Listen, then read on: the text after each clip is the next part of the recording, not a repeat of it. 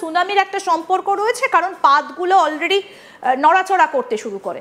আমি এই জায়গাটা একটু আসতে চাইবো যে আমরা যখন এর আগে দেখেছিলাম যে সম্ভবত 2004 সালে যখন প্রবল সুনামি হয়েছিল চেন্নাই এবং আন্দামান নিকোবর দ্বীপপুঞ্জে, তখন রীতিমতো আমরা দেখেছিলাম যে আন্দামান নিকোবর দ্বীপপুঞ্জের অবস্থাটা কি হয়েছিল এবং আন্দামানে দীর্ঘদিন মানুষ যেতে পারেনি।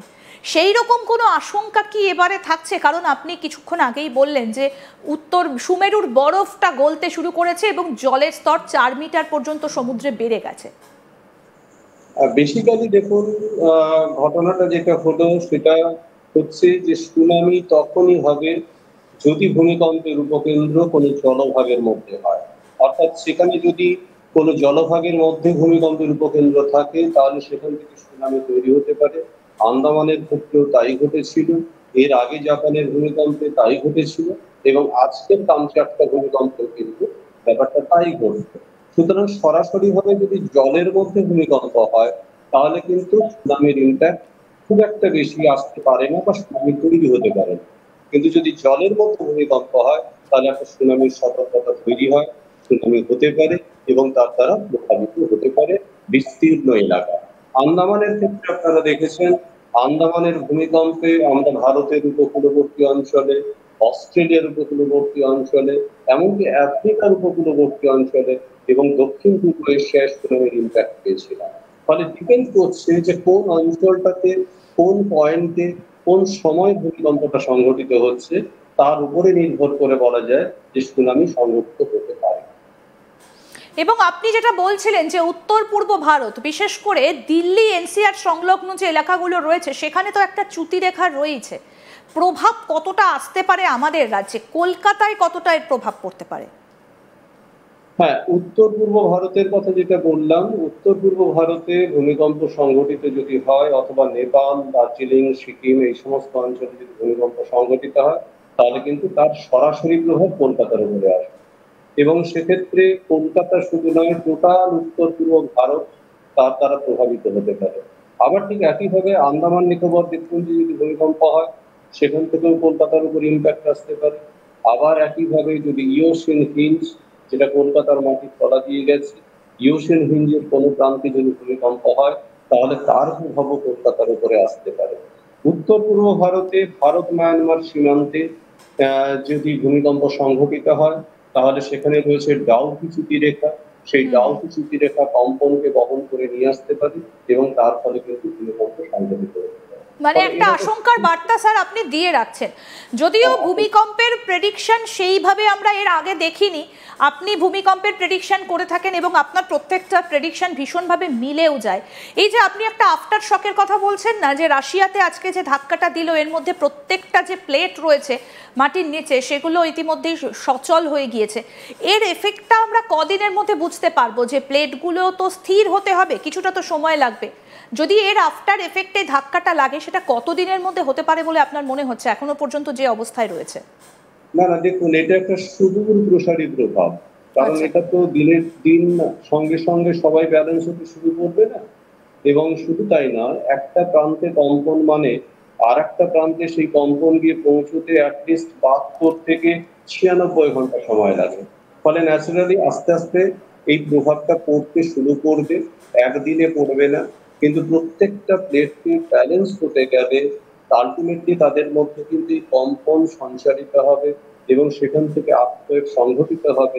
তাহলেই আলটিমেটলি কিন্তু এই ধরনের পাতগুলো ধীরে ধীরে আবার ব্যালেন্সে ফিরে আসতে পারে, নতুবা কিন্তু তাদের মধ্যে সেই ইমব্যালেন্স প্রেশারটা থেকেই যাবে। তাহলে এই মুহূর্তে দাঁড়িয়ে আপনি বলছেন যে আন্দামান নিকোবর দ্বীপপুঞ্জের উপর একটা সতর্কতা রয়েছে, সেক্ষেত্রে সুনামির কোনো সতর্কতা কি থাকছে আন্দামান নিকোবর দ্বীপপুঞ্জে? হ্যাঁ, ন্যাচারালি যেটা বললাম আপনাদেরকে, যে যদি জলে সংঘটিত হয়, ভূমিকম্পের উপকেন্দ্রটা যদি জলে থাকে তাহলে কিন্তু সেক্ষেত্রে সুনামি হতেই পারে। কিন্তু স্থলভাগের উপরে যদি ভূমিকম্পের উপকেন্দ্র সংঘটিত হয় তাহলে কিন্তু সেক্ষেত্রে সুনামির সম্ভাবনা থাকে। আর কোন কোন জায়গায় এই আশঙ্কাটা থাকছে? চেন্নাই উপকূল বা ভারতবর্ষে তো আরো উপকূল রয়েছে, আরব সাগর রয়েছে, বঙ্গোপসাগর রয়েছে, ভারত মহাসাগর সংলগ্ন আরো বেশ কিছুটা জায়গা রয়েছে, কোন কোন জায়গাগুলোতে এই আশঙ্কাটা করছেন আপনি? না, আন্দামান নিকোবর দ্বীপপুঞ্জের ক্ষেত্রে হতে পারে, মরিশাস উপকূলবর্তী অঞ্চলে হতে পারে, এই অঞ্চলগুলোতে হতেই পারে। অথবা বঙ্গোপসাগরের যে কোনো প্রান্তে ভূমিকম্প সংঘটিত হতে পারে, এবং তার প্রভাবে আলটিমেটলি কিন্তু বিস্তীর্ণ অঞ্চল ক্ষতিগ্রস্ত হতে পারে। কারণ এই পুরো অঞ্চলটাই অত্যন্ত ভঙ্গুর প্রকৃতির অঞ্চল, অসংখ্য চ্যুতিরেখা নিয়ে সেটা অবস্থান করছে, ফলে যে কোনো স্থানে যে কোনো সময় কিন্তু ভূমিকম্প সংঘটিত হবে। একদম। এবং আরেকটা অত্যন্ত গুরুত্বপূর্ণ বিষয় যেটা আপনি বললেন যে সুমেরুতে বরফ গলতে শুরু করেছে, এবছর আমরা দেখতে পাচ্ছি যে প্রবল বৃষ্টিপাত হচ্ছে, এর সঙ্গে কি কোথাও একটা সম্পর্কিত?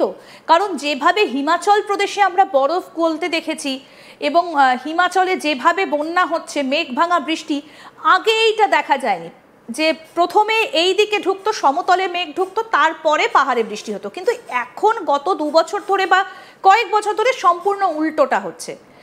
এর কি কোনো রকম কোনো প্রভাব কি ভূমিকম্পকে ত্বরান্বিত করছে?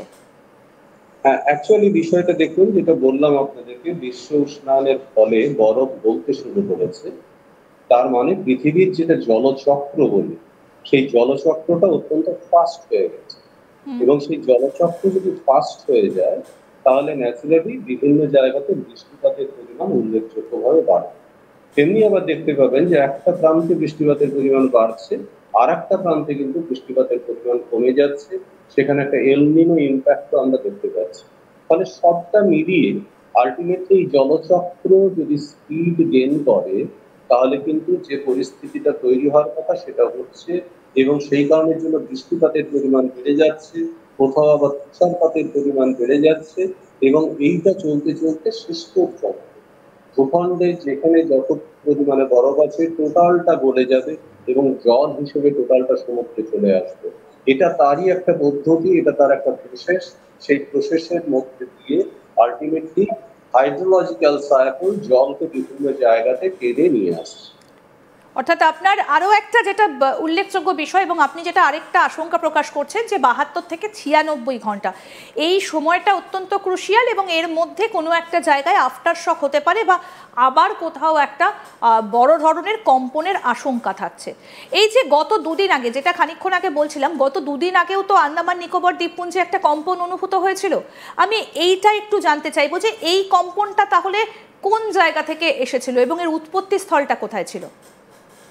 না, এই কম্পনটা আলাদাভাবে কোনো বিষয় নয়, কারণ আন্দামান নিকোবর দ্বীপপুঞ্জেই কম্পনটা সংঘটিত হয়েছিল। তার সাথে এই ভূমিকম্পের কোনো সম্পর্ক নেই, এবং আন্দামান নিকোবর দ্বীপপুঞ্জও যেহেতু চ্যুতি অধ্যুষিত অঞ্চল, সেখানটা অনেকগুলো ফল্ট লাইন আছে, সেই কারণের জন্য এই অঞ্চলটাও অত্যন্ত ভূমিকম্প প্রবণ অঞ্চল। ফলে এই আন্দামানের যে ভূমিকম্পটা হয়েছিল তার সাথে এই ভূমিকম্পের সম্পর্ক নেই। কিন্তু আজকে যে ভূমিকম্পটা হলো, এরপরে